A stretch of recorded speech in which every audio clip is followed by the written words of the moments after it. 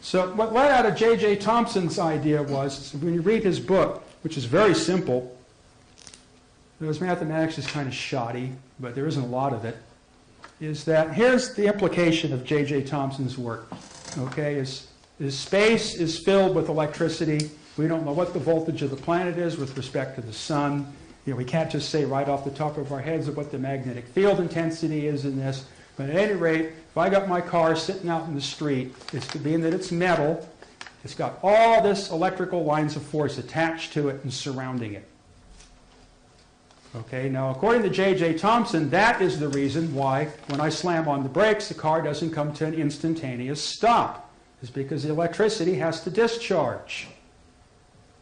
So J.J. Thompson's idea was, if you took and found a way to make the voltage and the current associated with the metallic body of the car equal potential of where you stood in that place in the universe, so all the lines of force detached, because there's no difference of polarity, that you could step on the brakes and the car would come to an instantaneous halt.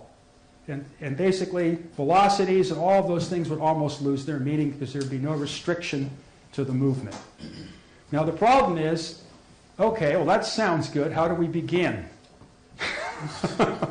Well, the Einsteiners tell us there is no universal ground or neutral wire or point of rest or any of that type of stuff. So we'll have to give up at that point. But at any rate, somebody pointed a gun at our head and said, no, you're not going to give up. You're going to figure it out. So what we'll do is, well, gee, Tesla came up with this unipolar idea where he could ground in the counter space. Well, what would lead out of that is the Tesla device could be phased or tuned in such a way that its counterspatial neutral would be at a universal grounding point.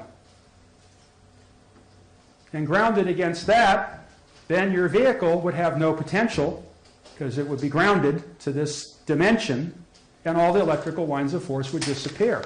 Now, as a lot of people believe that the Germans developed that in aircraft, and the United States glommed onto all of them during World War II, and they did indeed disappear into Bell Telephone and some weird place in New Mexico I can't pronounce the name of. Who knows the name of that? Algamorado or? Okay, yeah.